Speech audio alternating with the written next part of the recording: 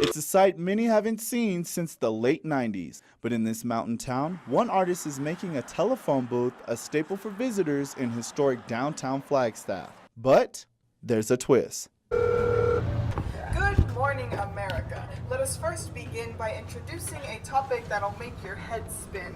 Instead of dialing a loved one or friend, step inside the local Telepoem Booth, where you are transported through the power of language and emotion.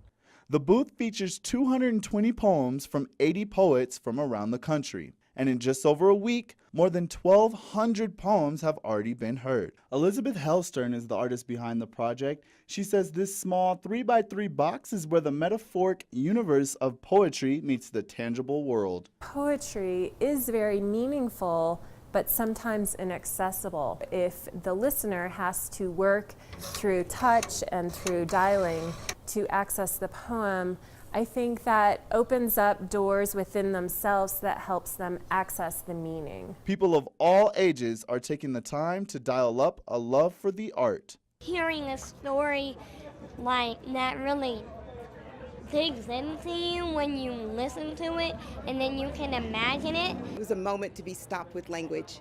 I think that we see language all the time, but we're always distracted. So walking into a booth and dialing into language and then having nowhere to go but to stop and listen makes you really reflect on what you're hearing, what you're thinking. And for those on the other end of the line, the poets whose voices you hear, it just really, it's exciting more than anything for me, because this is like the weirdest thing that I've ever done. It's the most unusual thing.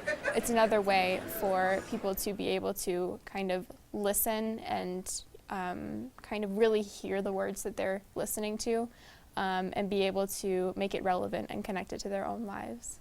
And for Hellstern, after 6 long months of hard work and about $50,000 in expenses, this labor of love is finally coming full circle. Sometimes we forget to celebrate. We just feel like, oh, phew, it's done. But it really does feel like a lot of people helped me get here. And I'm really pleasantly surprised with how it turned out so well. And it's all just a phone call away. Cordero McMurray, NAZ Today.